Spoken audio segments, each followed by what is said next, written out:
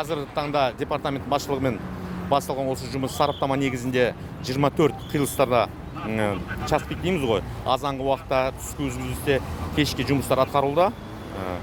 Сараптама негізінде автокөліктің легіне қарай магистралды көшелерде кіріс, шығыс, осы Түркістан бағытына, Түркістанское направление, Талқыхан, Сайрам, Бозарық, Байдиек би шыға беріс жұмыстары да осындай жұмыстар атқарылуда.